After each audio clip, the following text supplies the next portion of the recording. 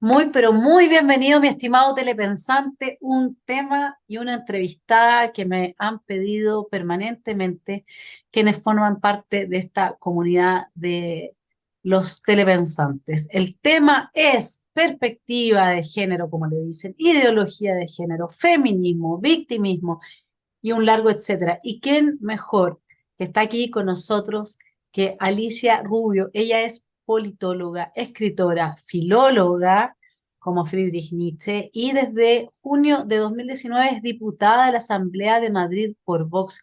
Alicia, muchas gracias por haber aceptado la invitación a los telepensantes que te la han extendido a través de mí para estar en esfera pública.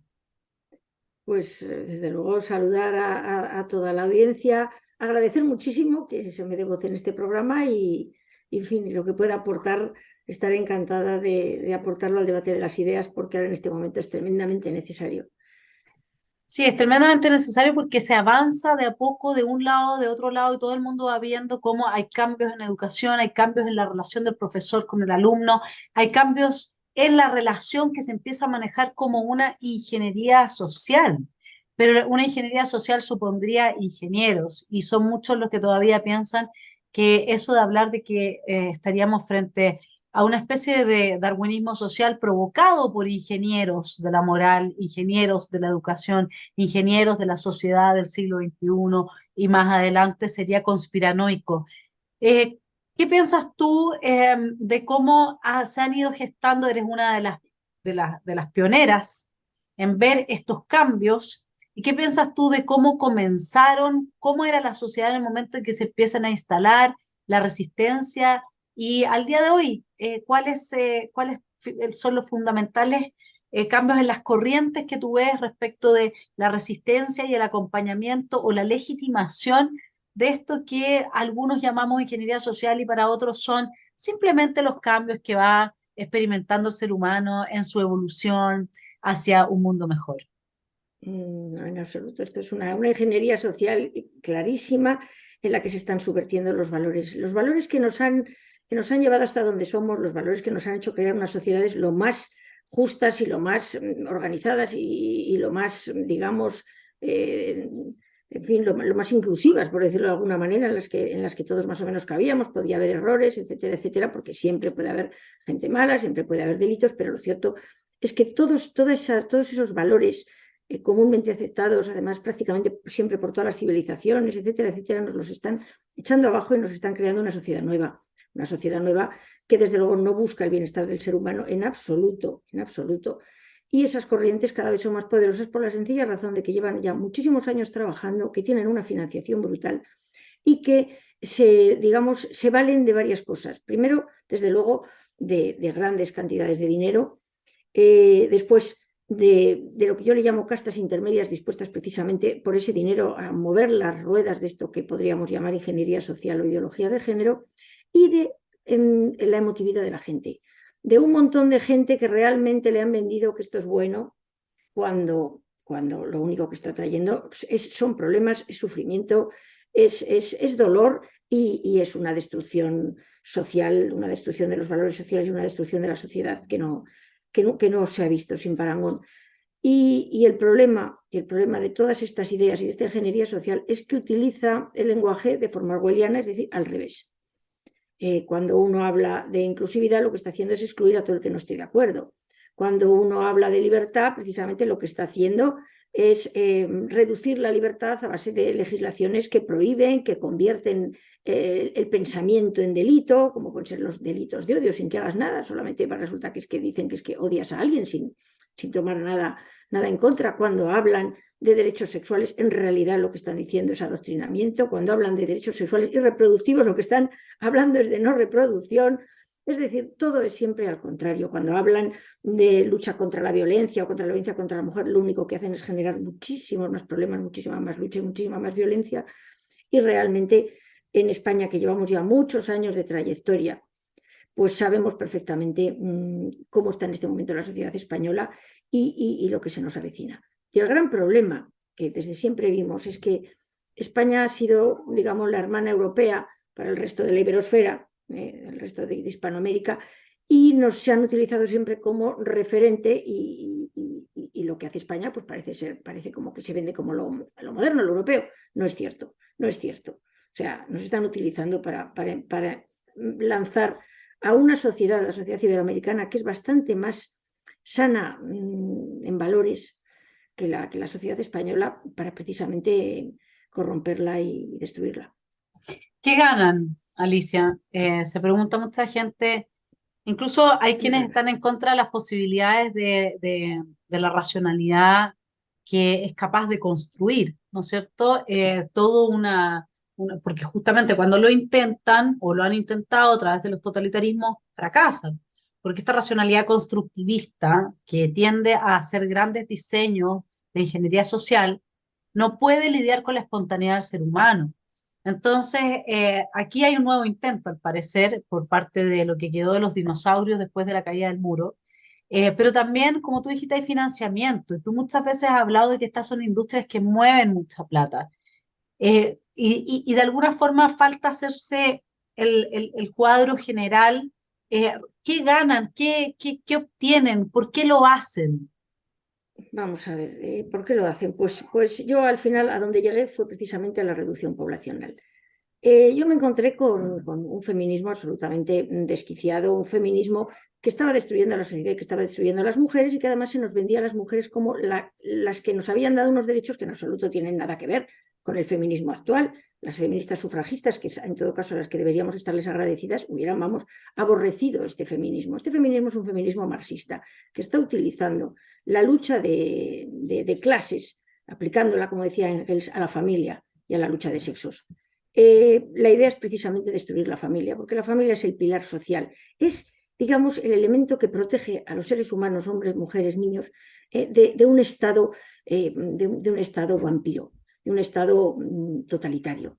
Es verdad que los totalitarismos fracasaron, pero se dieron cuenta que efectivamente si subvertían los valores de la sociedad podían tener unos individuos perfectamente manipulables y que darían muchísimo menos problemas que unos individuos subyugados por la fuerza. Es decir, unos individuos subyugados por su propia nueva concepción de los valores.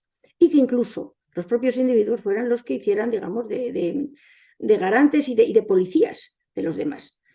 Tal forma que yo me podía encontrar cuando era docente con que un alumno, en vez de hacer un debate de libertad de ideas, pues se sintiera con derecho a decir pues, que yo era homófoba o facha, lo que fuera, terminar el debate y que fuera yo perseguida, por ejemplo, o yo, o cualquiera.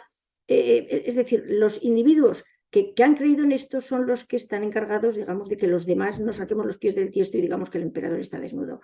¿De dónde viene todo esto? Pues cuando uno empieza a analizar toda la ideología de género se da cuenta de lo que se está buscando en la reducción poblacional. Y uno va a las fuentes y se encuentra con que la financiación efectivamente proviene de organismos internacionales y a su vez uno descubre que esos organismos internacionales están financiados por fundaciones que a su vez están financiados por las grandes fortunas que siempre han estado relacionadas con el neomalthusianismo.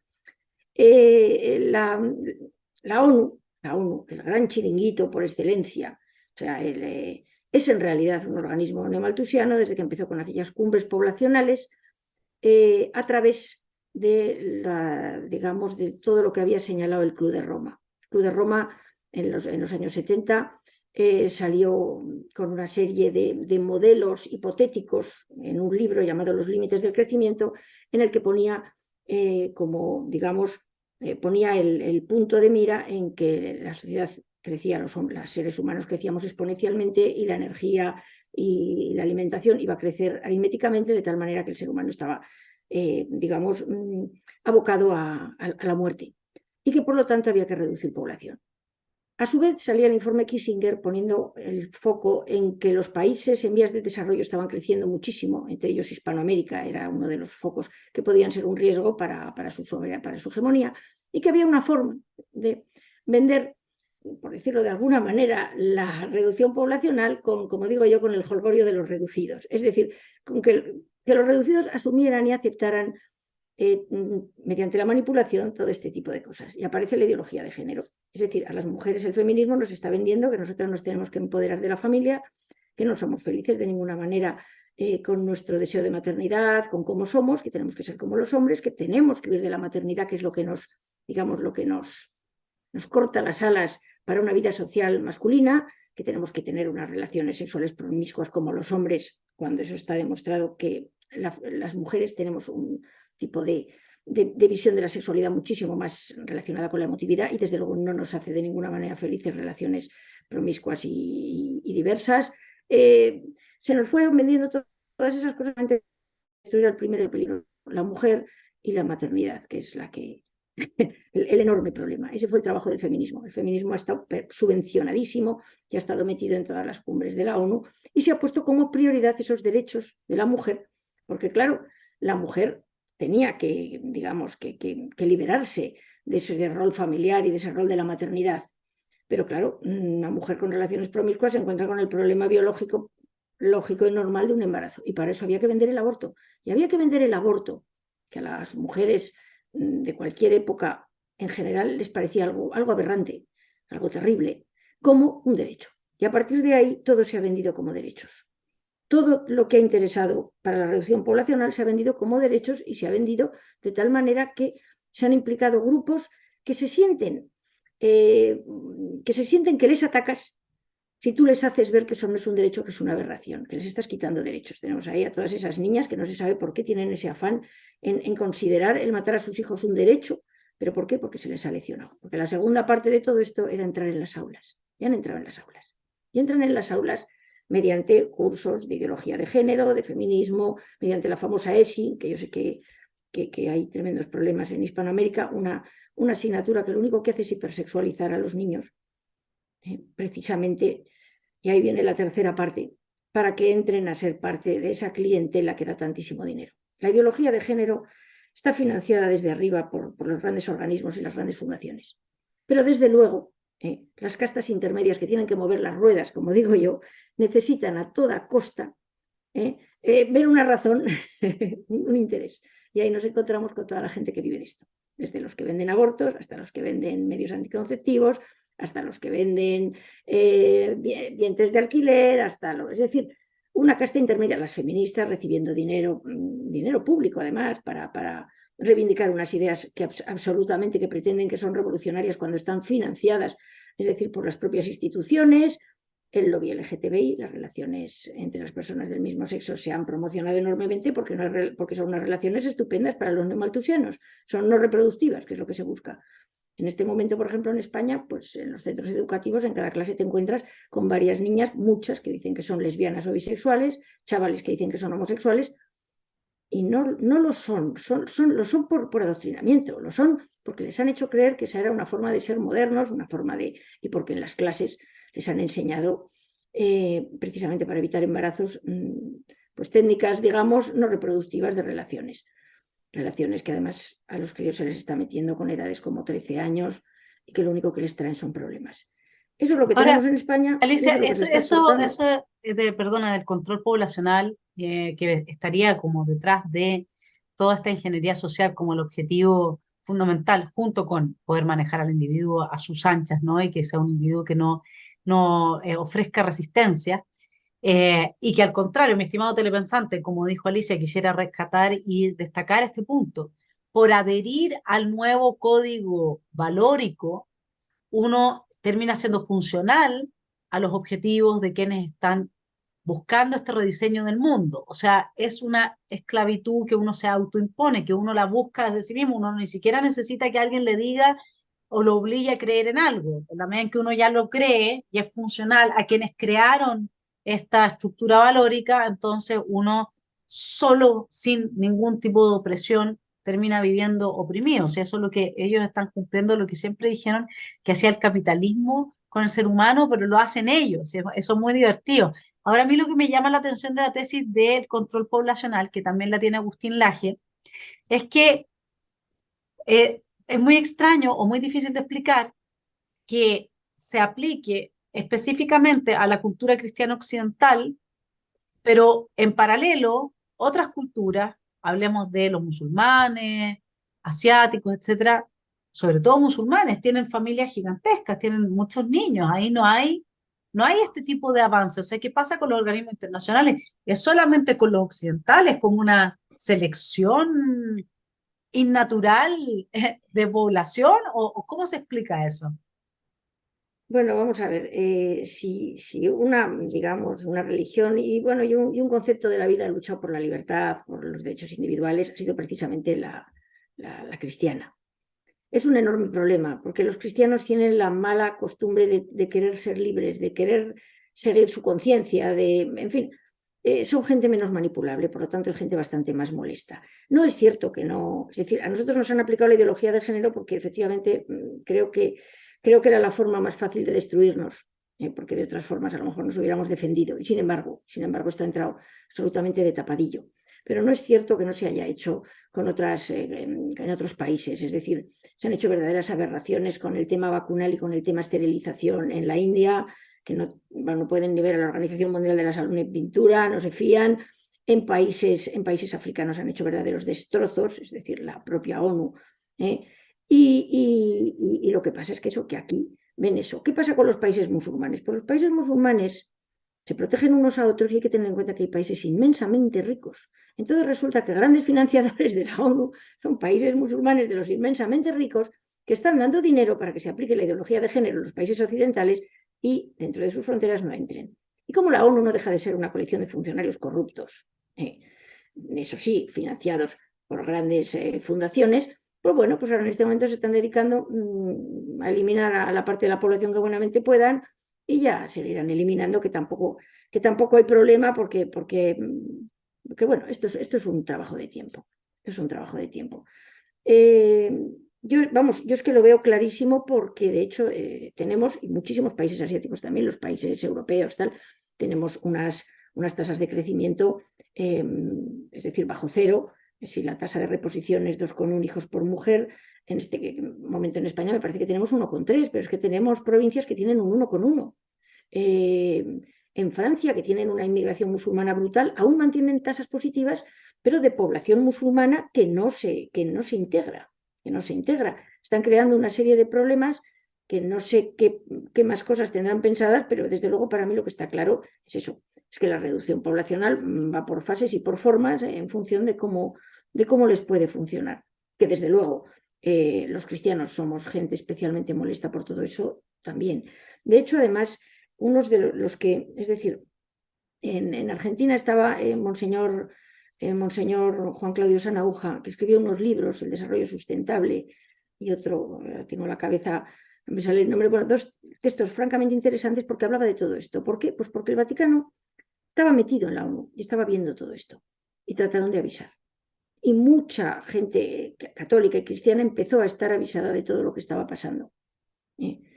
Y creo que hay que leer todo eso y que hay que darse cuenta de que tenemos exactamente la ONU. Es decir, aparte de que están buscando control absoluto de la población, una especie de gobierno global absolutamente antidemocrático, es decir, estas grandes instituciones, los países no pintan nada, votan por bloques, votan las asociaciones de la ONU, de repente te encuentras con que la ONU hace unas recomendaciones que no tienen ningún poder realmente soberano sobre las soberanías de los países, y sin embargo los países las ratifican y a partir de ahí se ven obligados y se crean un montón de estructuras para ver si están cumpliendo esas recomendaciones que ellos se han obligado, que naturalmente los ciudadanos no tenemos ni idea de que nos hemos obligado a ese tipo de cosas, que de hecho yo pregunto y no tenemos nadie ni idea cómo se llama, yo llegué a saberlo, el anterior se llama Pello Oyarzún, ¿quién es nuestro representante en la ONU que está eligiendo por nosotros cosas? Como por ejemplo hace relativamente poco se votó a favor o en contra del derecho de los padres de la patria potestad respecto a los temas de transexualidad. O sea, se iba a quitar la patria potestad a los padres y no salió por los países musulmanes y por los países africanos. Porque, o sea, es decir, es un organismo que no tiene absolutamente nada de democrático, que los países estamos totalmente ajenos a lo que luego nuestros gobiernos ratifican a nuestras espaldas y luego nos lo aplican. Esto pasa también con la Unión Europea. O sea, se está repercutiendo el modelo y en la Unión Europea no hay lugar menos democrático en el que ni elegimos a los representantes, a los presidentes, ni a los representantes, ni sabemos lo que votan nuestros partidos y de repente nos lo traen como, es que lo ha dicho la Unión Europea. Bueno, pues la Unión Europea podrá decir lo que sea, pero si va contra nuestra Constitución, como si baila un fandango. Y es el enorme problema que tenemos con todas estas instituciones que empiezan a desprestigiarse, pero aún así va a costar muchísimo. Por ejemplo, en el Tribunal de los Derechos Humanos de Estrasburgo, pues hubo una asociación que se dedicó a investigar la trayectoria de los jueces y descubrió que al menos 18 jueces estaban directamente pagados por Soros. O sea, ¿cuál es la independencia de estos señores cuando tú vas a un tribunal de Estrasburgo con un problema precisamente de toda esta ingeniería social que están abordando? Pues las posibilidades de que salgas mal parado son lógicas. De hecho, nosotros fuimos a tribunales internacionales cuando estuvimos luchando contra una asignatura adoctrinadora que se llamaba Educación para la Ciudadanía, que la impuso el presidente Zapatero, y naturalmente no tuvimos nada que hacer por la sencilla razón. Y luego, claro, uno dice, es que te crees que son organismos internacionales o te crees que son tribunales, perdón, independientes, y no lo son. Y no lo son. Y esa es la realidad de la que estamos viviendo. Y el que no lo quiera ver se lo va a encontrar de cara. O sea, en España la gente ha estado viviendo al margen de todo lo que estaba pasando en la ideología de género. Y ahora se están encontrando con unos problemas terribles con sus hijos. Aparte de que no hay forma de razonar con ellos porque no están, es decir, los han adoctrinado, están adoctrinados. Es que además se empeñan en cosas, pues como pues, se están encontrando muchas personas con que sus hijos han sido manipulados, por ejemplo, para decir que son del sexo contrario y hacerse y de hormonarse, ponerse bloqueadores de la pubertad, unos problemas tremendos, y es cuando empiezan a abrir los ojos. Es el momento en el que uno dice, pero bueno, ¿qué ha estado pasando? Pues mira, te lo hemos avisado. También se están encontrando padres con hijos que no quieren comer carne, que ya han dicho desde pequeñitos que ellos no van a tener hijos porque tienen unos profesores que les están contando que cada hijo que tengan es una huella de carbono que va, bueno, en fin, que al final te sientes que dices, tengo 2 hijos y me estoy cargando el mundo. Cosa que es todo falso. Y sin embargo, claro, el crío no tiene capacidad para racionalizar eso. Bueno, niños que están dispuestos eso, a esterilizarse, a no tener hijos, etcétera, etcétera. Y por ahí va una de las cosas que pasó en Argentina, que es que el Ministerio de Salud invitó a los niños de 16 años, que son menores, a esterilizarse sin permiso ni conocimiento de los padres. ¿Por qué? Porque sabe que previamente se les ha adoctrinado y los críos son muy generosos, muy emotivos y, entre otras cosas, no saben calibrar las consecuencias, por ejemplo, de una esterilización. O sea, las consecuencias a largo plazo, vamos, las consecuencias irreversibles. Claro, lo Y que nos uno hubiera estamos esperado, encontrando. Alicia, era que en esta etapa de nuestro desarrollo, empezando el siglo XXI, pasada la Primera y la Segunda Guerra Mundial y la Guerra Fría, hubiésemos empezado a preocuparnos de los jóvenes en términos de, por ejemplo, que hubiesen sido muy conscientes del consumo de drogas y los efectos que tienen. Pero en lugar de eso nos metimos con la ESI, los emocionómetros, que es lo que hoy día existe en Chile, y ese ramo de ciencia para la ciudadanía, lo tuvo que estudiar mi hijo menor este año.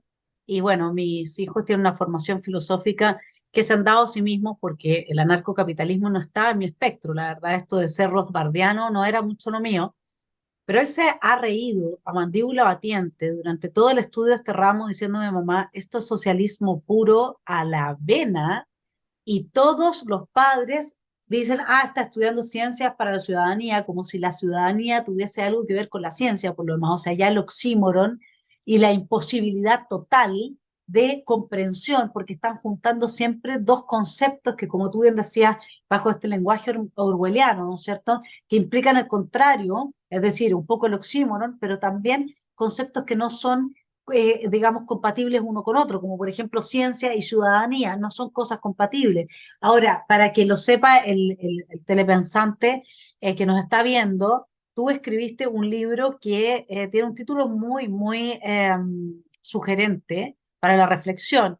Se titula Cuando nos prohibieron ser mujeres y os persiguieron por ser hombres, para entender cómo nos afecta la ideología de género en 2016. En breve, para que el telepensante que no te conozca entienda a qué te refieres con que nos prohíben ser mujeres, pero por otra parte que te persiguen por ser hombre. Bueno, precisamente es el que nos prohíbe ser mujeres es el feminismo. Es decir, el feminismo ha conseguido que las mujeres sintamos que tenemos que ser como los hombres. Y además que los valores, la esencia que caracteriza a las mujeres es toda negativa. Entonces, el feminismo nos ha prohibido ser como somos, nos ha avergonzado de nuestras formas redondas, nos ha avergonzado de nuestra emotividad, nos ha avergonzado de que nos gusten unas carreras y no otras, de que nos tengamos unos intereses y no otros, incluso de que queramos ser madres, de todo ese tipo de cosas. Es decir, el feminismo nos ha prohibido ser mujeres, todo lo desarrollo, todas las cuestiones antropobiológicas, neurofisiológicas, etcétera, etcétera, de las grandes diferencias entre hombres y mujeres, que somos iguales en dignidad y en derechos y debemos serlo, y en inteligencia, pero somos completamente diferentes incluso hasta en forma de razonar, aunque seamos igual de inteligentes, y en comportamientos, gustos, deseos, aficiones, es decir, percepciones. Somos completamente distintos. ¿Por qué? Porque realmente nuestro rol biológico nos afecta enormemente, tanto en el cuerpo como en la mente. Nuestras hormonas han irrigado las mentes y estamos preparados para lo que realmente es importante para la especie, que no para la sociedad ni para los ideólogos de género, y es la supervivencia de la especie. Y esa supervivencia se ha visto muy favorecida precisamente en las especies superiores por una dicotomía en los roles de reproducción. O sea, el hombre, yo siempre lo cuento, es mucho más desechable a efectos biológicos, porque es el que tiene que dar la vida por proteger a la hembra, que es la valiosa biológicamente, porque es la que va a traer la vida y la que va a hacer que la especie sobreviva. O sea, el hombre incluso en la mente tiene él su desechabilidad impresa. O sea, un hombre da la vida por las mujeres. No hay nada más que ver, digamos, los valores que siempre se han tenido, que eran las mujeres y los niños primero. O sea, la especie humana, como todas las especies superiores, saben que lo que preservar son las crías y las hembras.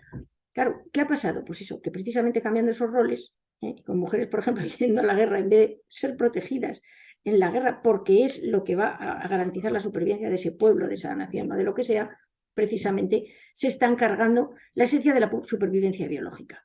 Y que los persiguieron y los persiguieron por ser hombres es porque ese feminismo odiador, que ha considerado que su rol biológico y que su situación, digamos, social tan relacionada precisamente con ese rol biológico, estaba relacionada con un mundo patriarcal que el hombre se había montado a su beneficio, digamos. Naturalmente que no. O sea, las mujeres solíamos estar en casa porque las cosas han cambiado mucho, pero en su momento una empezaba a encadenar embarazos, era la que se encargaba de las crías, porque de hecho las amamantábamos, etcétera, etcétera, y nada más cómodo para una mujer que un lugar estable, cálido, tranquilo, donde hiciera su función biológica. Pero no porque el hombre se le ocurriera, mira, ahora te vas a encargar tú de tener los hijos y yo me voy por ahí a buscar comida y a defender la casa y a la guerra. O sea, no, en absoluto, en absoluto. Y entonces este feminismo, claro, se dedicaba a odiar al hombre por dos razones, porque lo consideraba, digamos, el causante de ese patriarcado opresor, que en absoluto ha sido opresor para la mujer, sino una forma de supervivencia como otra cualquiera, y tan opresor podía ser para uno como para otra, y a perseguirlo porque era, digamos, la imagen que esas feministas querían ser. El hombre era, digamos, el elemento perfecto al que había que imitar. Y efectivamente había que perseguirlo, eso porque era el causante de todo y sobre todo porque ponía en evidencia que las mujeres nunca podríamos ser hombres. En España tenemos unas leyes en las que a los hombres se les vulneran derechos, que ya se han empezado a exportar a Hispanoamérica, que es la famosa Ley Integral contra la Violencia de Género, que jamás ha protegido a ninguna mujer ni es su intención, que lo único que ha hecho ha sido destruir familias, generar conflictos, precisamente no proteger a las verdaderas maltratadas, fomentar la denuncia falsa, precisamente porque la denuncia falsa es la gasolina que hace que se pidan más fondos, se pidan más y más fondos. España es uno de los países del mundo que menos violencia intrafamiliar dentro de la pareja había, violencia doméstica. Había y hay.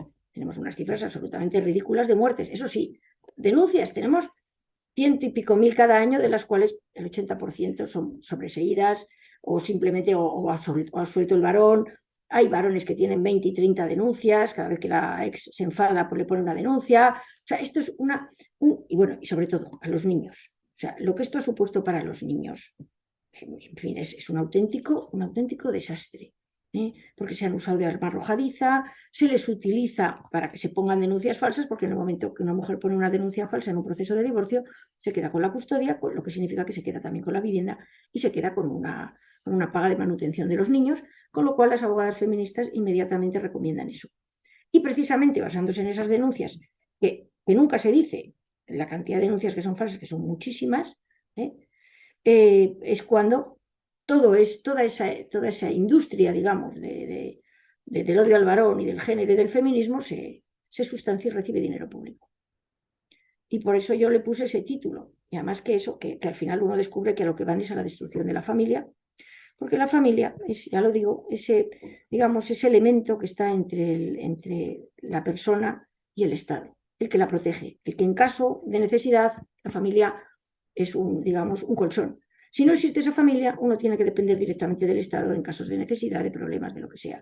Si uno no tiene familia, tiene que depender del Estado incluso para cosas anímicas, incluso para acompañamiento. Uno tiene que depender continuamente de los recursos del Estado. Y si uno termina dependiendo de los recursos del Estado, naturalmente uno no es en absoluto libre. Y eso es lo que buscan. De hecho, cuando Monseñor Sanauja vino a España, fuimos a verle a la conferencia. El hombre ya estaba muy malito, murió, me parece que fue ese mismo invierno, pero se acercó gente al final para decirle lo que tú me has preguntado. ¿Pero qué buscan? ¿Pero qué quieren? Y él dijo una frase que la utilicé precisamente para un texto que escribí, dijo, nos quieren pocos, solos, perfectos y manipulables. Y perfectos se refería al hecho de que naturalmente hay que descartar a toda persona que no sea perfecta. Es decir, una sociedad tan humana como la que hemos llegado a tener, en la que hemos protegido a los más débiles, a los más vulnerables y a los imperfectos, pues resulta que ahora los grandes valores consisten precisamente en decidir qué vidas deben ser vividas y qué vidas no merecen ser vividas. O sea, lo decidimos nosotros. O sea, tú no eres perfecto, no mereces esa vida y te voy a hacer el favor de quitarte del medio porque además, o sea, nos lo venden como un favor. Y ahí viene todo el tema de eutanasia y de eugenesia. Vamos a hacerte un favor porque tu vida no merece ser vivida. Y ese es el tema de lo de perfectos. Es decir, aquí toda persona, poco a poco, ya se está, digamos, ya se está instaurando la cultura eso de la eugenesia y de la eutanasia. Personas que no puedan valerse, son molestas, no merecen ser vividas, no son útiles. Es decir, ese valor intrínseco del ser humano que nos había hecho ser una sociedad lo más humana, precisamente, ese está desapareciendo. Las personas somos valiosas por nuestra utilidad. Un anciano no es útil, una persona con Alzheimer no es útil, un niño con síndrome de Down no es útil, no es perfecto. En este momento, pues en España apenas nacen niños con síndrome de Down. Incluso, por ejemplo, en Finlandia afirmaron con orgullo que en Finlandia ya no nacían niños con síndrome de Down, pero naturalmente no porque hubieran conseguido de alguna manera resolver ese problema, sino por, como decía un ginecólogo, decía, los detestan y los eliminan. Detección, eliminación. Ahora, lo interesante de esto es que no solamente en términos del lenguaje, sino que en la práctica, la forma en cómo ellos han ideado ir avanzando hacia este ser humano que es poco, queda solo, es manipulable y es perfecto, es pasando por la exacerbación de aquellos grupos que justamente tienen alguna historia de haber sido no reconocidos, no incluidos, como los miembros de las minorías sexuales, ciertos grupos étnicos. Entonces, ¿cuál es esta vuelta que ellos dan en el victimismo? Porque primero se entra en un cuadro en que el victimismo se exacerba tan fuerte que lleva a que todos los que de alguna forma uno diría son los débiles, los frágiles, los menos cuidados, se transformen en una especie de casta de intocables, porque ser una persona que parte de un grupo de minoría sexual o trans hoy en día en Chile y en general es ser intocable, o sea, tú pasas inmediatamente a ser una víctima y en tanto víctima se produce un fenómeno psicológico de quien lo entiende, que es que si tú eres víctima, tú eres incapaz de hacer el mal. Tú solamente puedes ser víctima, o sea, una persona que ha sido víctima históricamente de algún problema, qué sé yo, por ejemplo, pueblo indígena en Latinoamérica, que entonces históricamente es víctima de la conquista, etcétera, ya eres miembro de ese pueblo, como eres víctima, tú nunca vas a poder violar, robar, mentir, cometer ninguna fechoría, porque tú ya eres víctima, eres santo, o sea, se elevan a una categoría de santidad a estos pequeños grupos, lo hicieron también con el 50% de la población, que somos las mujeres, que nos elevaron a esa categoría de víctimas intocables, que somos todas buenas, porque más o menos que se sigue, como ellos nos oprimen, nos dominan, somos víctimas del patriarcado, luego nunca una mujer en este contexto hace nada malo, si es una cosa increíble. Y han jugado con este maniqueísmo de los cómics clásicos, digamos, ¿no? Donde están los héroes, los villanos, donde no hay ningún matiz, porque no tiene nada que ver con la tragedia griega. Tú que eres filóloga lo sabrás mucho mejor que yo, ¿no es cierto? Y entonces llegamos desde esa vuelta, desde la exacerbación de estos grupos de víctimas, finalmente a ese arquetipo de vida de ser humano. ¿Cómo ves tú esta vuelta? Porque es muy extraño, ¿no? No, estamos hablando de ingenieros, estamos hablando de una ingeniería social, estamos hablando de gente que conoce perfectamente las técnicas de manipulación y que llevan muchísimos años trabajando esto. Generar grupos de privilegiados, generar victimismo, grupos de privilegiados, lo primero que hace es generar división. Y desde luego, cuando tú a esos victimizados digamos, los privilegias, estás generando discriminaciones negativas y estás generando grupos de verdaderamente victimizados. Pero es que primero nos han quitado toda capacidad de raciocinio. Para empezar, o sea, antes teníamos muy claro que la culpa, el delito o las acciones correspondían a la persona. No era una cosa ni que se heredara. O sea, tus padres podían ser unos malvados, pero tú no tenías por qué cargar con la suerte con los delitos o las penas de tus padres o de quien fuera. Bueno, es que en este momento estamos escribiendo a la gente a unos grupos en los que tratamos de que unos paguen por los presuntos delitos, vamos a decir, de unos antepasados que vivían en otra época y que eran otras personas, para resarcir a otras personas que no han recibido ese mal de aquellos antepasados. Es todo un despropósito. Solo con unas nociones básicas de lógica de la de toda la vida, uno se da cuenta que eso no tiene ni pies ni cabeza. O sea, a lo mejor a una persona de mi sexo, señora, pues a lo mejor en el siglo XVIII le hicieron unas faenas muy grandes, pero desde luego la culpa no la tiene, por ejemplo, mi marido, que no vivía en el siglo XVIII. O sea, ni el daño lo recibió. O sea, es que es todo un despropósito. Sin embargo, ha calado. ¿Por qué? Porque victimizarse es muy bueno. Si tú coges y te unes al carro de la victimización, por ejemplo, como feminista, como niña, como mujer, te encuentras con que, primero, puedes exigir una serie de cosas. Segundo, como bien dices, eres víctima, no puedes ser mala, tú eres víctima y tu profesión es víctima. Encima recibes ayudas y además encima, si algo no te sale bien por tu propia causa, por tu propio mal hacer, digamos, pues puedes decir que la culpa no es tuya. Eso es maravilloso, es decir, te liberas de tus propias culpas. O sea, yo no encuentro trabajo. ¿Por qué? Pues porque no estudio nada, porque soy una vaga, porque cuando he ido a un trabajo no he hecho nada más que hasta que me han echado, pero yo ¿qué digo? No encuentro trabajo porque soy mujer, porque pertenezco al colectivo de las víctimas. Me desinhibo de todas las cosas que he hecho mal, eso es comodísimo. Entonces saben perfectamente cómo funciona la naturaleza humana.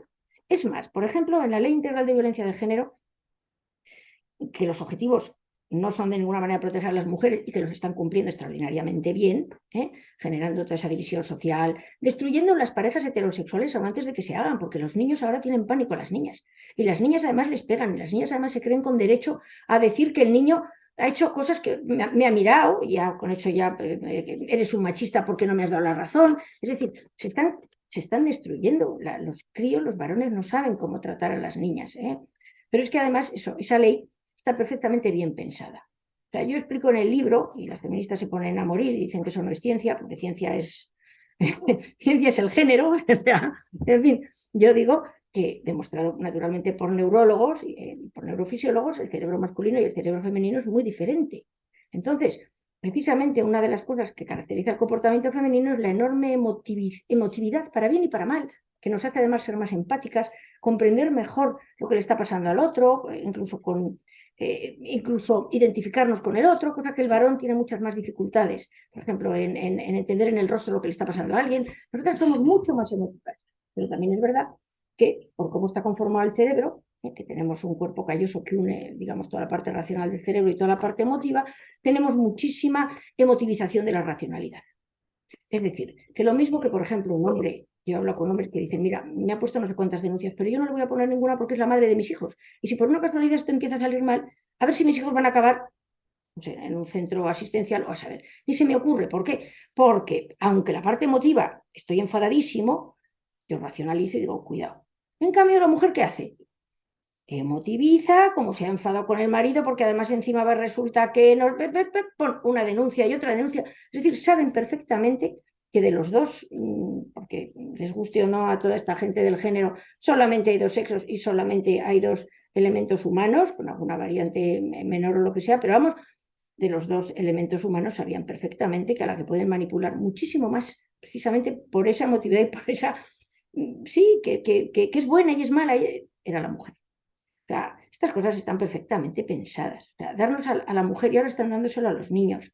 Ahora lo próximo que viene son las famosas leyes de los derechos de los niños, que ya también en Hispanoamérica ya empiezan a haber algunas, en las que precisamente lo que está haciendo es eso, es dar a los niños unos derechos por encima de la patria potestad de los padres y además eso, o sea, la misma versión, es decir, banalizar lo que es la violencia, que la violencia es una cosa, pero hay cosas como los insultos mutuos que no son violencia, que es una discusión entre dos adultos. Sin embargo, por ejemplo, en España los insultos del varón se consideran violencia y los insultos de la mujer, o incluso que le pegue, no es violencia. Bueno, pues aquí se está banalizando la verdadera violencia. ¿Para qué? Para que los niños, en el momento en que se encuentren o que no les das la razón, no les dejas salir, les has quitado el móvil, les has castigado, o hasta incluso les has dado una torta pequeña, no un maltrato, pues efectivamente denuncia por violencia, porque además me estoy vengando, o sea, vengando de mis padres, venganza, venganza. Y claro, los mecanismos ya están preparados para que en el momento que haya este tipo de denuncias, los niños pasen a manos del Estado. Y ese es el enorme problema de este estado fagocitador de personas, que está creando unas macroestructuras con esa finalidad. Y eso Y sí son que, terribles. y eso sí que se va a ir en contra del deseo de tener hijos, porque donde tú sepas que al tener un hijo te puede demandar, puedes pasar preso, simplemente por haberle puesto un límite, por no haber aceptado que en tu propia casa él hiciera lo que se le daba la gana, digamos, en ese momento. eh, Ese es el mejor anticonceptivo que puede existir. O sea, si uno lo ve, Europa ha avanzado en esta materia hace mucho rato y que se le ha quitado absolutamente toda posibilidad a los padres de decidir incluso, mira, no voy a mandar esta semana a mi hijo al colegio porque el abuelo está de cumpleaños y quiere que hagamos un viaje familiar. No, te paran en el aeropuerto, te mandan al hijo y te dan una multa, etcétera, ¿no? O sea, cosas que todavía en Latinoamérica serían impensables. Acá si tú quieres tomarte un día con tu hijo más de vacaciones, nadie te va a ir a quitar al hijo a la casa, digamos, ¿no?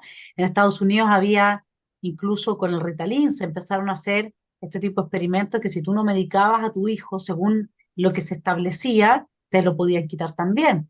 Entonces, cuando hablan de que en las sociedades desarrolladas se invierte la pirámide poblacional, producto de que la gente es más individualista, más egoísta porque tiene más bienes materiales, en realidad nunca se ha integrado este factor y esta variable, que es que efectivamente tú quedas por tener hijos absolutamente al arbitrio del burócrata de turno. Entonces, esta es la forma más eficaz de evitar que el día de mañana, incluso quienes logran escapar de esta ideología de género, quieran tener familia, ¿no? Sí, bueno, sí, son muchas las formas, es decir, porque la venta de las relaciones no reproductivas de todo tipo también funciona estupendamente bien, eso, el aborto como derecho, todo eso está funcionando y desde luego el pensar varias cosas. Primero, eso, que tus hijos pueden resultarte un problema tremendo, que te pueden denunciar, que te pueden, en fin, meter en unos líos terribles o, por ejemplo, que tus hijos pasen a manos del Estado simplemente porque los quieres educar en unos valores que tú tienes, que los consideran negativos, entonces te quitan a la criatura, pasa a manos del Estado claro, y todo eso es un riesgo tremendo que inhibe, aparte de que se ha vendido, pues eso, los hijos, no se habla de todos los, digamos, de todos los bienes, los beneficios, las satisfacciones que dan los hijos, solamente los problemas. Problemas. Un hijo es una carga, un hijo para la mujer es un problema, un hijo puede cortar tu carrera laboral, un hijo no sé qué, un hijo no sé cuántos, es decir, es una venta de todo eso. Lo que no se nos dice, porque nos dice que pueden destruir nuestra carrera laboral, lo que no se nos dice es que las mujeres, yo por lo menos por mi experiencia, por la experiencia de otras muchas mujeres, es que somos muchísimo más ambiciosas para la vida laboral. Y muchas descubren a los 50 años que su vida laboral ha terminado, que ya no van a subir más y que no han tenido hijos por una vida laboral que realmente no les ha llenado. ¿Por qué? Porque las mujeres queremos, porque somos muy ambiciosas, triunfar en la vida laboral, pero triunfar en la vida familiar, por decirlo de alguna forma. Y por eso es la razón, ese falso techo de cristal que dicen las feministas, simplemente son digamos, elecciones individuales. Hay mujeres muy valiosas que podrían llegar a ser altísimos cargos de empresas, eso sí. Hay que tener muy claro que cuanto más arriba subes, más horas vas a dedicar al trabajo y naturalmente más sacrificado. Y hay muchas mujeres que dan un paso a un lado y dicen, bueno, yo he llegado hasta aquí, pero es que yo quiero ver crecer a mis hijos. No es ya que yo tenga dinero para dejarlos con una señora o con unos señores y que estén maravillosamente cuidados. Es que yo quiero, y eso nadie me lo va a dar por mucho dinero que tenga, ver crecer a mis hijos, estar con ellos y disfrutar de ellos. Y muchas dan el paso al lado. Pero el asunto es que a muchas no se les da la posibilidad de descubrir lo enormemente, digamos, gratificante y lo que llena tener hijos, porque ya se lo han descartado de la cabeza. Se lo han descartado de la cabeza. Se han hecho creer que realmente la vida profesional es la única que vale, la única importante. Yo cada vez lo cuestiono más. O sea, yo tengo vida profesional y vida familiar y cada vez valoro más o sea, mi inversión de tiempo y de esfuerzo y de cariño en mis hijos por encima de mi inversión en tiempo y esfuerzo y todo lo que sea en una profesión. O sea, eh, es que es todo un auténtico engaño y todo busca eso, todo busca que decidamos no tener hijos. O sea, como dices, y que nos los quite el Estado. Pues hombre, es que eso pues enardece a cualquiera. Y ahora estoy terminando un libro en el que estoy explicando cómo se está avanzando en el tema de la pederastia. O sea, los derechos sexuales de los menores van ahí. De hecho, nuestra querida ministra se le escapó aquello de es que los niños tienen derechos sexuales y pueden acostarse con quien quieran. Vamos a ver, vamos a ver. O sea, primero van a ir a por la edad de consentimiento, edad mínima de consentimiento, que es la enorme protección que tienen los menores. Que desde luego no existen unas relaciones consentidas por debajo de determinada edad, porque los niños no son maduros, no pueden dar un consentimiento válido. Y la otra, la patria potestad, la protección de los padres. Si los padres nos enfrentamos, es decir, a esos derechos y no les garantizamos esos derechos, se los vulneramos, pueden quitar a la criatura. O sea, es a lo que vamos. Y lo estoy explicando todo en el libro porque además hay muchos antecedentes, hay muchos datos, hay mucha información y se está buscando eso. Y naturalmente, para que un niño decida ejercer sus derechos sexuales y sepa que existen, hay que hipersexualizarlo. Porque las criaturas que de ninguna manera son polimórficamente perfectas, ni tienen nada sexual ni nada de nada, porque un niño es un personajillo infeliz con pensamiento mágico que es feliz con sus cosas de niño y le estamos metiendo unas cosas de adultos que los estamos destrozando y machacando, a un niño no se le ocurre reivindicar sus derechos sexuales con 8, 10 y 12 años, si antes no se le ha manipulado debidamente. Y eso es lo que está, a lo que nos estamos enfrentando. Y si la gente no lo quiere ver, el problema de este tipo de cosas es que cuando uno no lo ve venir, lo ve cuando lo tiene encima. Como lo tiene encima, vas a evitar el choque. Sí, eso ya está pasando en Chile. Yo tengo una estudiante psiquiatra que atendió a una mujer humilde, sumida en una depresión, y en parte la depresión venía porque su hija había después de un año decidido que era hombre y el psicólogo de la escuela, dado que ella se negaba a darle el nombre de hombre, ¿no es cierto?, la denunció para que le quiten a la hija y en eso estamos, digamos, o sea, nosotros ya hemos avanzado a ese punto de la destrucción y sobre todo en los niños lo que pasa es que se transforman en seres incapaces de forjar una identidad.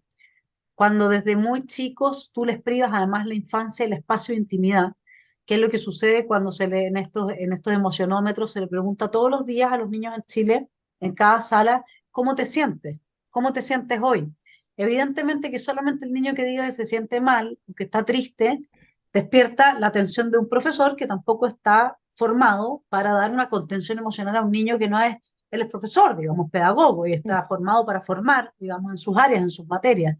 Y luego lo que está pasando es que un porcentaje importante de profesores, como no puede más con esta carga, también se enferma psicológicamente y están en casa, ¿no es cierto?, con la justificación de psiquiatras que les dan licencia médica.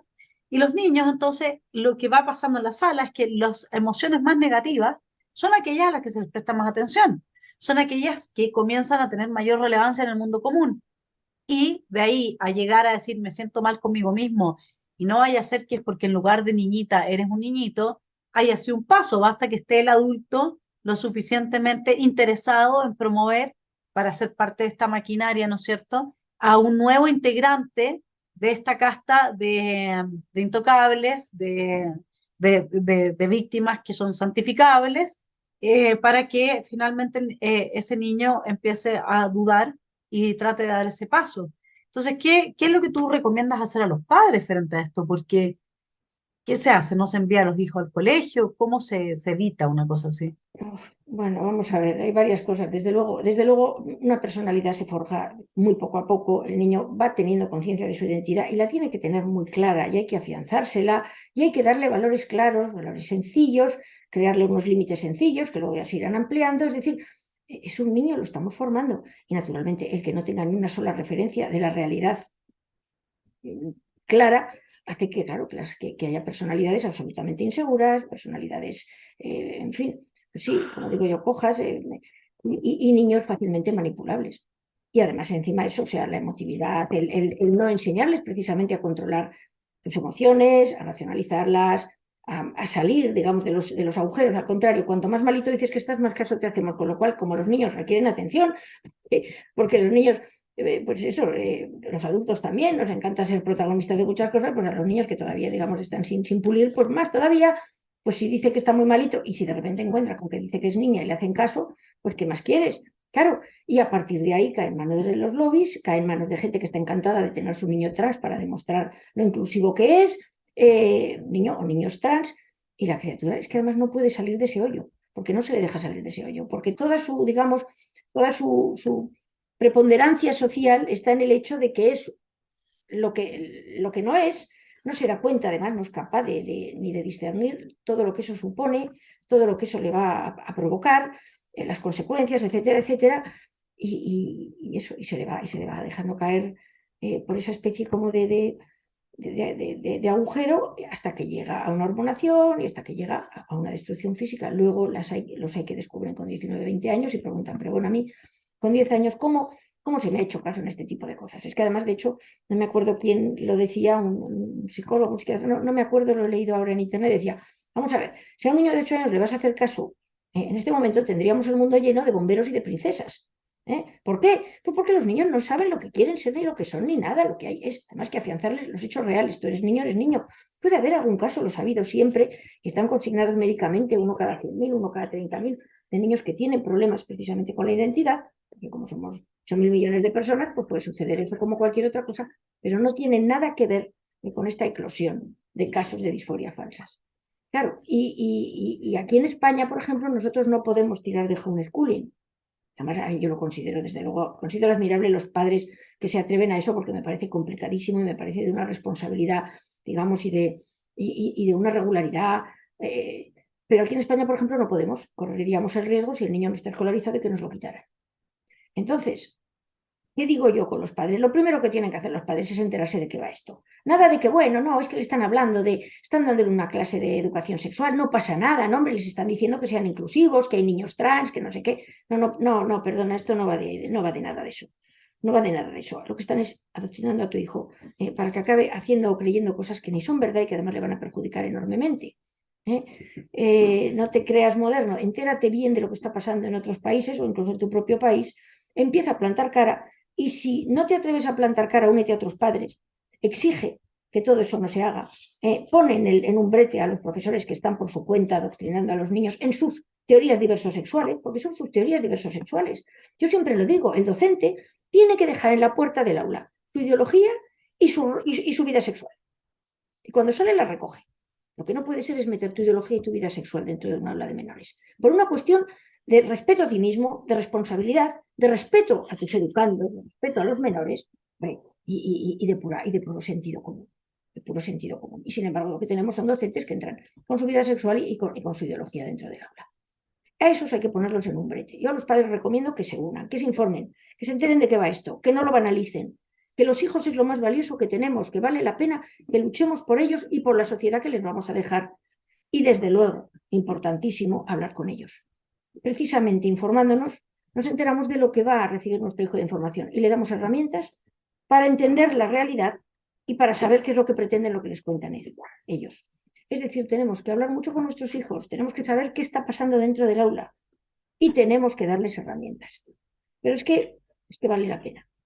Y el que pueda homeschooling, el que pueda llevarlo a un centro del que realmente se pueda fiar, con docentes realmente responsables y personas decentes y no activistas. O sea, activistas que yo los considero verdaderos sinvergüenzas por lo que digo, porque no tienen ningún respeto, ni por los educandos, ni por los niños, ni por los padres. Yo eso es lo que recomiendo.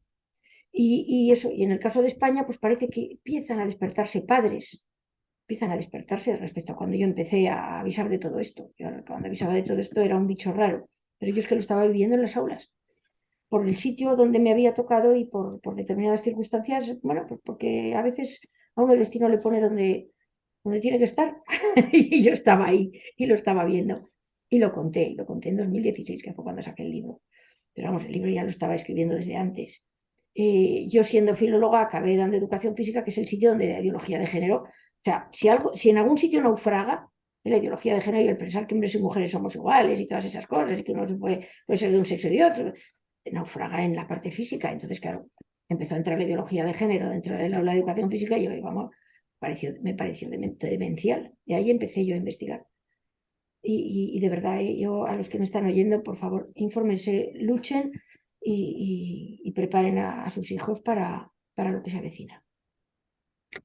Muchas gracias, Alicia. Bueno, aquí yo estoy empezando con algunos telepensantes a formar las Coloradas por Chile, que es un movimiento político que tiene por bandera la rebelión del Copihue. El Copihue es la flor nacional de nuestro país y es la rebelión de los padres en contra de los profesores adoctrinadores.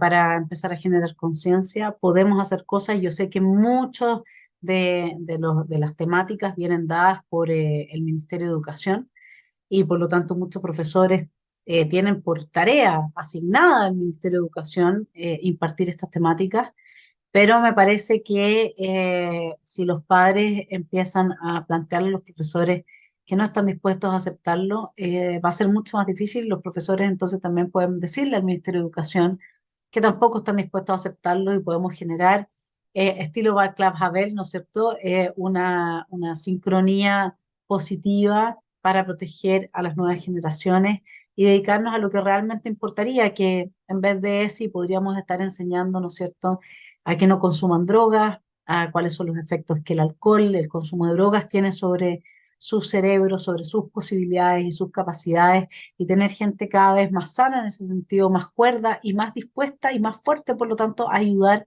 al frágil, al que está mal, a aquel niño que nace con disforia de género y aquel niño que nace con SIDA y aquel niño que nace en silla de ruedas, porque aquí además se ha levantado solamente un tipo de víctimas y todos los demás quedan absolutamente invisibilizados detrás de la manipulación de estos niños, ¿no? Que pueden ser esta excepción, que sin duda hay que integrar y apoyar, pero que no tienen, que están siendo manipulados y por lo tanto habría que proteger también. Alicia, te agradezco esta tremenda entrevista a nuestro canal.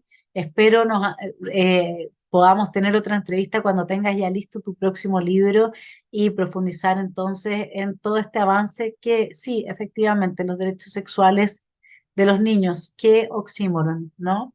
Eh, Sería como los derechos intelectuales de los elefantes, una cosa así. Sí, sí, bueno, pero estamos yendo también a eso, ¿eh? No nos engañemos porque cualquier día nos encontramos. De hecho, aquí ya estábamos con el, ¿cómo era? El proyecto chimpancé, que era para darles derechos humanos a los animales, cuando realmente para tener unos derechos hay que ejercerlos. Y en el caso de los niños, claro que se les puede enseñar a ejercer unos derechos sexuales inexistentes porque no existen, precisamente corrompiéndolos y tal. Pero en el caso de los elefantes o de los chimpancés, o sea, es absolutamente demencial, porque de hecho eso, digamos, la degradación del ser humano pasa también por equipararlo a unos animales que, oye, que merecen el respeto, pero que de ninguna manera tienen en absoluto nada que ver con cómo es el ser humano. O sea, que es que Proyecto Gran Simio, ahora me he acordado, sí, cosas de estas que se les ocurre en fin, a todos estos ideólogos. Quería decir, ay, cuando has dicho, ahora se me ha ido el santo al cielo, bueno, ya me acordaré de qué era lo que quería comentar o en otra entrevista cuando nos veamos. Pero de todas maneras, Muchas, cuando lances tu nuevo libro, lo promocionamos acá también a través del canal para que en Chile sean cada vez más los telepensantes que puedan reflexionar. Y como tú dijiste, es ay, la anulación de la reflexión la que también anula al mismo tiempo todo tipo de resistencia. sí, sí, es que lo que has dicho de educación, vamos a ver, en España y en el resto de los países lo que están haciendo es rebajar los contenidos en educación, están quitando el ascensor social que siempre ha sido la educación y el trabajo para que una persona, a lo mejor que tiene un origen más humilde, pueda alcanzar las cotas que quiera si se esfuerza. Es decir, están reduciendo la educación, pues sí, al final a mero adoctrinamiento. Los niños salen sin conocimientos. Y otra cosa importantísima, aparte de que se les enseñen conocimientos, que es para lo que están las escuelas, se les enseñe efectivamente las cosas que son realmente malas, que otra de las cosas a las que vamos es a la legalización de las drogas blandas, que como todo el mundo sabe, matan neuronas y atontan y desde luego pues es el soma famoso, o sea, es decir, tener a la gente atontada, enganchada a algo y que no dé problemas, que piense poco, y otra de las cosas, educar a los niños para la frustración. Es decir, ese hacer niños blanditos, que hay que te pasa, pobre, no, hay que educar a los niños para la frustración, que sean personas fuertes, como has dicho tú, precisamente para que puedan ayudarse a sí mismos y ayudar a otros. Y lo que quieren es precisamente, pues eso, niños de cristal, niños que si les dices una cosa se sientan heridísimos y se vayan, como hay en algunas universidades americanas, la sala como es La la sala de safety zone, demostración. Sí, sí, no, la no sé, sala de un sitio seguridad, de... Sí, sí, por Dios, pero ¿qué estamos haciendo? En vez de hacer gente fuerte, para que las sociedades sean fuertes, estamos creando, pues sí, muñequitos de peluche. así es. Alicia, muchas gracias por la entrevista. Te mando un abrazo acá desde Chile y ojalá nos podamos ver también en alguno de los viajes que haga ahí a Pues Madrid, sí, próxima cumbre de Iberosfera, que estuvo muy interesante con toda la gente que como tú está pensando, que está defendiendo la libertad y que ya se dio cuenta que no saca nada con quedarse comentando los clásicos. Ahora tenemos que, sin olvidar los clásicos, pero tenemos que hacer mucha fuerza respecto de esta nueva transvaloración y este inmoralismo que se ha instalado para un proceso de darwinismo social que yo comparto, es parte de una ingeniería, está muy bien pensado. Y todos los que escépticos, mi estimado telepensante, si usted cree que nosotras somos conspiranoicas, yo lo convido a que usted vea cómo funcionó la revolución cultural en China, el gran salto adelante, o cualquiera de los experimentos totalitarios en la Unión Soviética, Camboya, en Alemania y un largo etcétera, donde sí pudieron realmente, a través de ingeniería social, manejar de tal forma las constelaciones de los asuntos humanos como para obtener los resultados que estaban buscando, al menos en el corto plazo, porque en el largo todo eso terminó destruyéndose. Ojalá que estos esfuerzos que estamos haciendo ayuden a sumar más esfuerzos, ¿no es cierto? Y que podamos entonces oponer resistencia al avance de esta ingeniería social, esta vez global. Gracias, Alicia, un abrazo y estaremos pendientes de tu próximo libro. un abrazo y muchísimas gracias. Y bueno, y ojalá fuéramos tú y yo conspiranoicas y no informadas. Me encantaría, pero lo malo es que no. En fin, un abrazo y muchas gracias. Así es. Otro abrazo para ti. Que tengas muy buena tarde. Gracias.